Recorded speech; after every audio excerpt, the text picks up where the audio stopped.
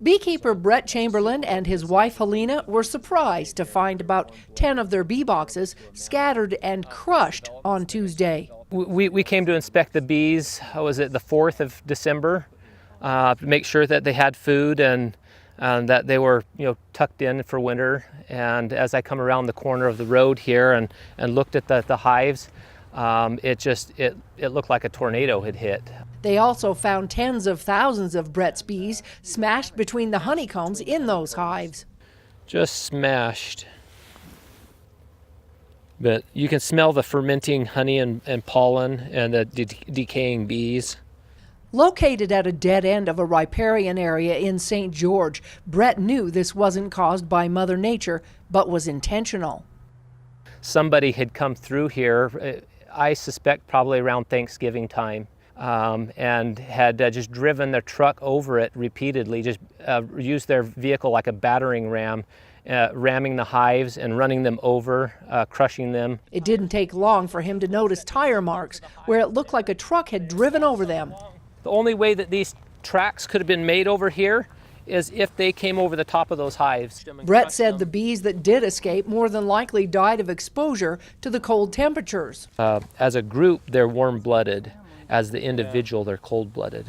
Brett estimates there were about 30 to 40,000 bees in each hive. These hives were full of bees before this happened. You can see how many bees were in each hive and how they were destroyed. Out of the 15 hives, there was 10 of them that were about as strong as this one. There was one or two others that were weak, and then there was a couple that were just really weak that they might not have survived the winter. But that's 10 hives that could have gone to California to pollinate. That's 10 hives that we could have split and produced. 20 production hives for producing honey next year, each one producing 100 pounds of honey.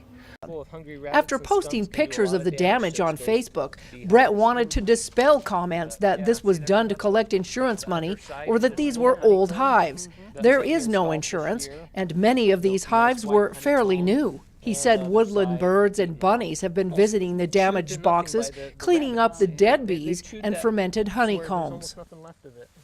This is why the beekeepers thought that this was old equipment, is because the foundation was stripped off. It was chewed off by skunks and rabbits. You look at the other side, and there's the wax. And they kept posting, show us the wax, show us the wax. Well, there's the wax. After combing through the damaged boxes, the Chamberlains managed to find some frames that were salvageable. And I'll just stick this in another hive. There was about 5 or 6 others like this that had honeycomb and still honey, and I could save, and I've already put them into other hives to feed them.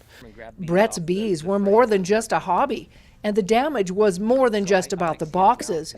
These bees were an important part of pollinating crops and growing food. It's not just the fruits and vegetables, but anything that we grow from seed is pollinated by bees. Bees pollinate a lot of our fruit. And a lot of people don't think about like a carrot or a beet or something like that needing bees, but the seed that they use to grow those crops is pollinated by bees. We estimate that the value of loss to our honey crop and to our pollination and to our business was over $10,000 worth. Brett and his wife sell Helena's honey at local farmers markets and at roadside stands. But this loss will bring down their sales and future production. Brett's message to the people that did this? I really don't hold ill will toward them. I know that as youth, sometimes we do stupid things, and if they were to come forward, I would come to a fair agreement with them. Other beekeepers have offered to donate money towards a reward to find those who did this meaningless destruction. So far, they've collected $1,300 to finding those responsible so they can be held accountable. It would only be payable if the person is caught and convicted. We just feel it's important that the person that's responsible for this is apprehended and brought to justice. In St. George, Melissa Anderson, Community Education News.